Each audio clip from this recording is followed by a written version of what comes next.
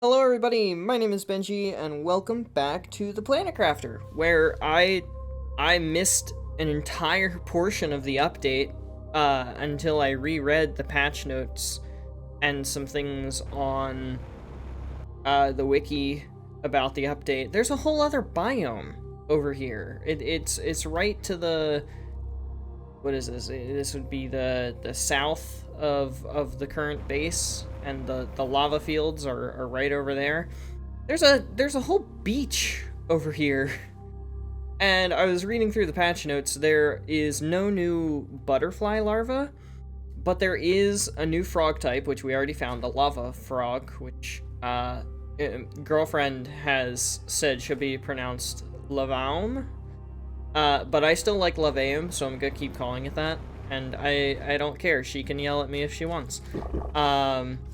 There also is a new type of fish, which is these guys, the Galbea, or however that is said. Again, don't really care. But they are 450% multiplier, so I went on ahead and set this up. 450% is 50% more than the ones that we had currently been harvesting. So a little bit of a boost to efficiency there for just some idling. And I'm really excited about that. I might end up moving our current ones, our current water wildlife collectors from over here down to the beach as well, just to have some more of these guys set up. But in the meantime, we should at least take a look at them. See how cool they look. They're like little yellow floundery dudes. Look at them. Gorgeous. So yeah, we have those now, which means that we need to add not only a frog to the frog list, but we also need to add a fish to the fish list. And yeah, no, that's about it in terms of new wildlife, which is pretty nice. Which means the rest of today's episode is going to be dedicated to the other stuff that I have in my inventory that I'm sure you saw, which is all about the optimizers. And I'm going to be completely and entirely skipping the optimizer tier 1 and moving straight into the optimizer tier 2 because we already have it. And the first thing that I notice is that the max range on these things is absolutely ginormous. Like, you can see the ring goes almost to the other side of my base, all the way from over here even. So I'm starting to think that if we like place one of these things down, first of all, it has a demand and supply window, which is actually really nice, but it also has 3 slots, which means that if I had like a heat multiplier, I could use these 2 that are within the range in order to have the heat, you know, multiplied. Ooh, well, it says optimization capacity 8 machines. So I guess that's also something to consider. I wonder if it only does the closest 8 machines? Or something like that. Perimeter 75 meters is crazy. But now if I put in the energy multiplier fuse, I genuinely don't know if that's gonna work or if I'm gonna have to move those over. I already had the space because I kind of assumed I would have to move it over. So we're at 122 right now. And if I put in the energy multiplier fuse, then 6,000? Okay, sure. That's, yeah, no, that's a thing. I don't even think I need to have this like massive platform then in that case, because I can just take this instead. I didn't realize that the range on this was going to be 75 meters. So now we're back to 122. Oh, it lights them up green. Oh, that's so handy.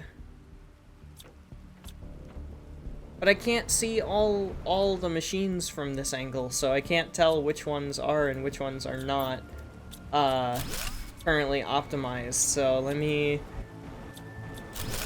grab like a platform so that I can put it down over here. I like that it highlights the ones that are working in green. Yeah, okay, so it is the closest 8. So we've got these 4 and then those 4. Wow. Huh. That is very, very nice. I think I am literally just gonna place this, like, right here then. And just put the optimizer fuse in there.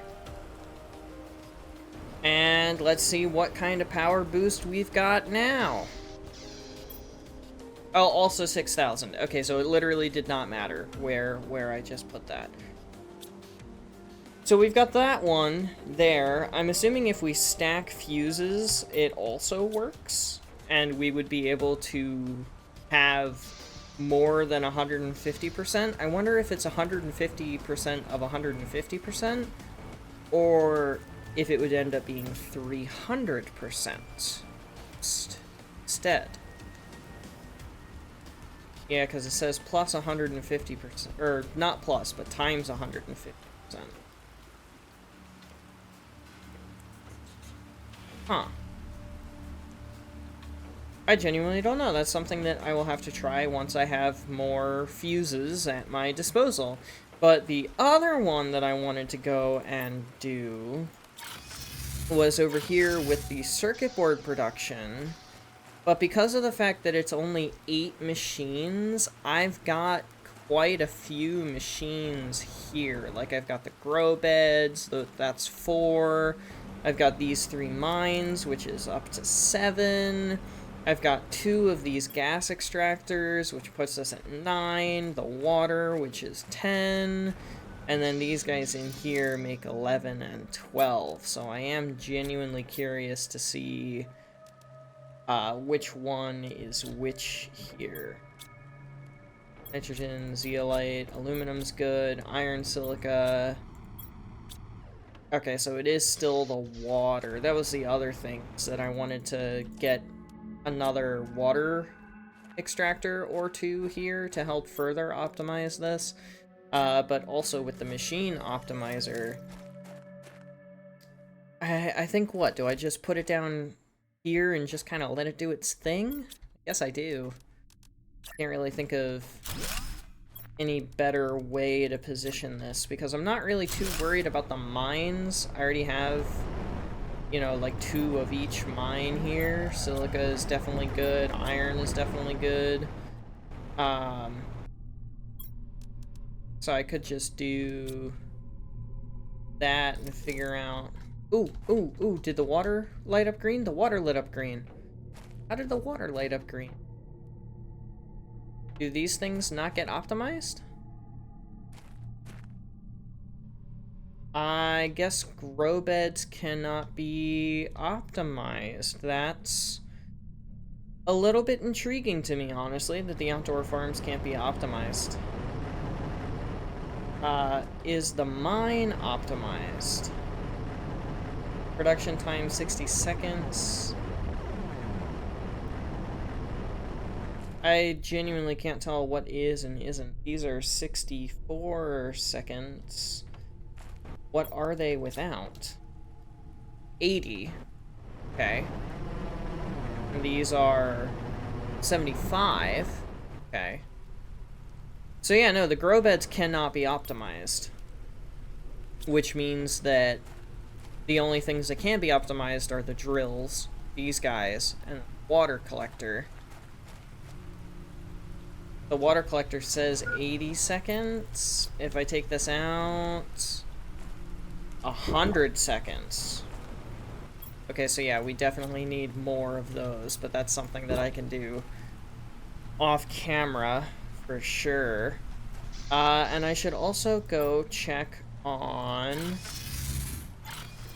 the delivery that I'm expecting, because I sent off this rocket with the speculation that it would bring me these two back. So now we have 2 more production multiplier fuses.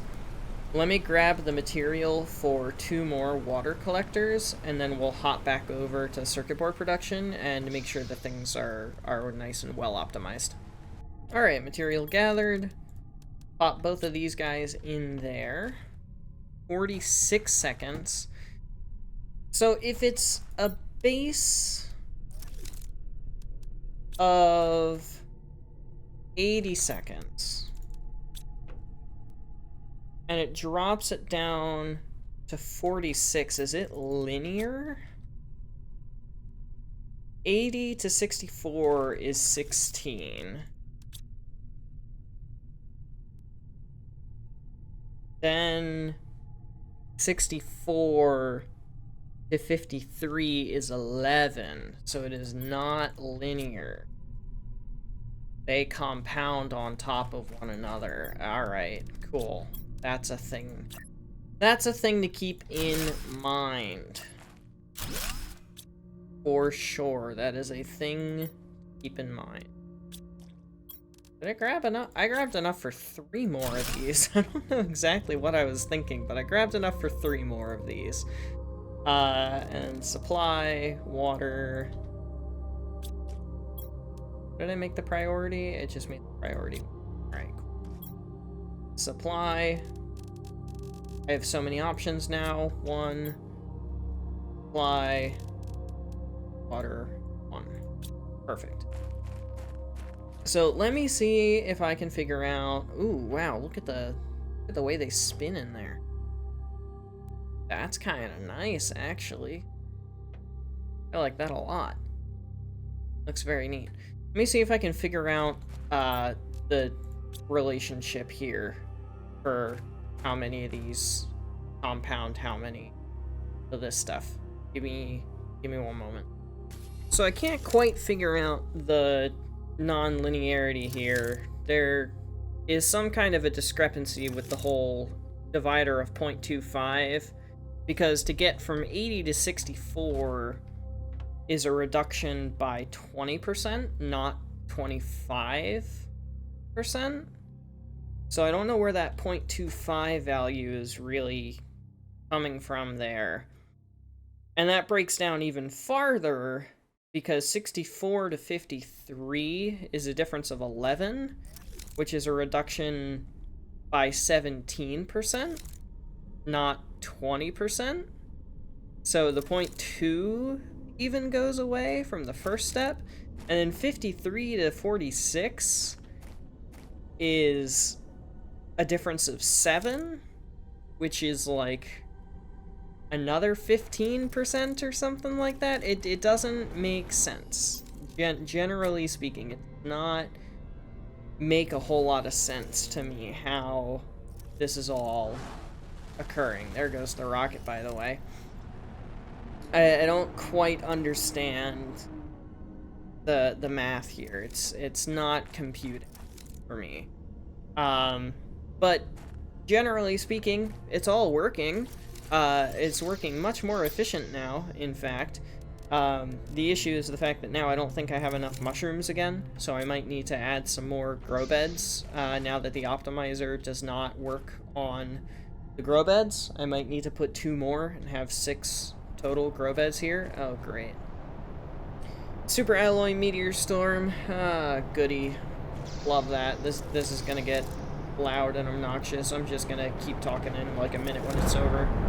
Alright, now that that's over with, and the rocket has launched, I think even though the mushrooms aren't fully optimal right now, I think it's still fine, because the rocket's gonna take 10 minutes to come back down. Like, it still has 5.5 minutes or 6 minutes or something left before it comes back and can start loading cargo again. That's gonna allow this to fill up and this to fill up, hopefully, in the meantime. And if not, I can always add 2 more of these just to make sure that everything is in complete tip-top shape. Also, I'm noticing that the silica is starting to be a little bit more lackluster than I would have liked. But I don't really think that that is going to be either. Nitrogen, kind of the same boat, but overall, again, not awful in terms of everything.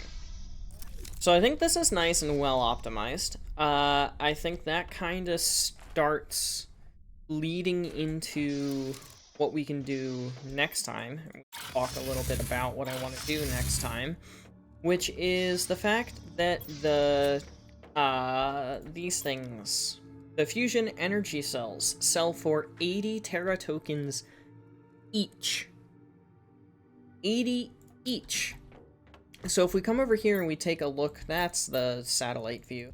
If we take a look at the map here, we can kind of see some centrality here in terms of where we're mining what resources and the overall quantity of stuff that we would end up needing in order to get this all to work properly. Especially with the tier 2 drones, we have a little bit more optimality through the speed at which the drones can travel. So the fusion energy cells themselves take osmium, which we are currently mining for in this location here. I have a teleporter for that. Obsidian. This is for the fusion energy cell obsidian, which we will have to mine for, but that's not a problem because we can set that up and set up a drone for it pretty easily, and the nearest drone port is going to be right here, which is not that far, which is perfectly fine. There's also a drone port here, so that also helps out a little bit more. And then Pulsar Quartz, and Pulsar Quartz is an amalgamation of a couple of different types of resources, of which we're going to have osmium, uranium, zeolite, and iridium. Iridium is currently being mined for right here. Zeolite is being mined for right here for the circuit board production. Osmium, like I said, right here, though we'll probably have to add another osmium mine to keep up with the throughput, because we're using osmium at base, we're using osmium now for a lot of things, and a lot of it. We're not going to need that much obsidian, so one mine down here will probably suffice. Uranium, I'm going to assume that one mine will suffice, maybe two. And for zeolite, the fact that we're using it here in higher demand is going to require a little bit more zeolite. So we're going to add a mine here, add a mine here, add a mine here, and then we can have all of these things travel via drone back to the osmium mine itself and set up an auto-crafter system, kind of like what we have here, with delivery boxes for all of the other resources, and set up an auto-crafter system to auto-craft the Pulsar Quartz, then auto-craft the fusion energy cell, load that onto a rocket, which I can put probably out here or something, and then shoot that off into the sky and profit. That's really about it. So in between episodes, I'm gonna go around off camera. I'm gonna add a second mine down here for the zeolite, because that's a bit of a journey. I have to teleport here and go the whole way through this cave and then through this cave and all the things. That's annoying. I will add a mine here before we end today, and then I'll add a second mine here and start setting some things up next time. So let me grab all of the resources that we're going to need for the obsidian, and then I can set up a mine for obsidian, and then also go on ahead and set up a demand request back home for obsidian as well. See you in a second. Alright, back we are in Lava Land. I don't know, I was thinking of something funny to say. That was the best that I could find. Why is it white? Hey, look at that! We can pick obsidian. Good. Supply. Obsidian. Priority 1. Perfect. And I know I said that that was going to be the end of the video, but I actually remembered something from last time. I didn't check the blueprint microchips. Apparently there are new blueprint microchip recipes that can be unlocked, and I'm super dense and didn't think about the fact that that's a thing. that would be in a new update is new equipment and stuff like that. So let's figure out what kind of new equipment we've got. Matte microchip is gonna be so nice. I'm so tired of having to come back to this every single time that I want to do literally anything ever. So yeah, that's gonna be great. Interior wall. Now that sounds intriguing. Where's that gonna be at? So living room compartment window, interior wall. Where can I place? Oh.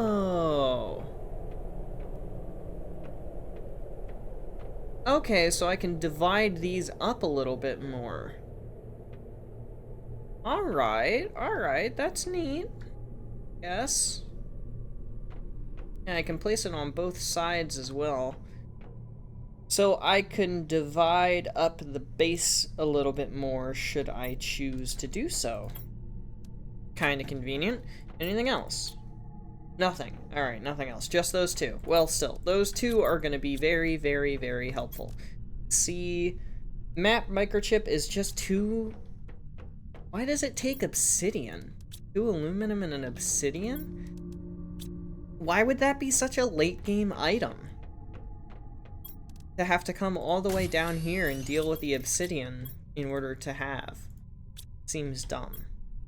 Yep, and of course now when I hit M, I have the full birth of my entire base to look at, or the entire map. Yeah, just by hitting the letter M on my keyboard. That's actually quite nice. I very much appreciate that. So yeah, next time we're going to set up the osmium and the fusion energy cell automatic crafting. I will probably have some form of fusion energy cell storage to fill up first. That way I have fusion energy cells just like kind of at my disposal. Because there are still a lot of wrecks around the map that we haven't really looked at. They also did say, the devs said that there are new unlocked doors in each one with the update, so I'm actually kind of glad that we didn't go through and do that, because I'd have to go through and do it again anyway. So we have already checked this one. We already have the fusion energy cells for this one, but we need to go back through and check for the new doors that unlocked. And then, of course, we have this one and this one that we need to go check out with some more fusion energy cells. I think this one only needs 1, and this one needs like 2 or 3 or something. So I'll bring 6, and we'll just kind of see how that goes. But yeah, that's going to be it for today. Where should I go for ending thumbnail purposes? I guess probably to the beach. So off we go back to the beach. And I'm really excited to set up some more Terra Token things, because there's an achievement on Steam that I do not have. And I usually have all of the Steam achievements, so I really want that. It's the 100,000 Terra Tokens achievement, so that's kind of the next goal. And the fusion energy cells and everything else is going to help with that. But that is going to be it for now, so thank you everybody so much for watching. I hope you have enjoyed, but without further ado, adios, sayonara, au revoir, hasta la vista, das vidania, wiedersehen, ciao, and goodbye. Please have yourselves a fantastic rest of your day. Get some sleep if you need to. Don't forget to stay hydrated. This video is in the bag, and I will see you guys in the next one. Later, y'all.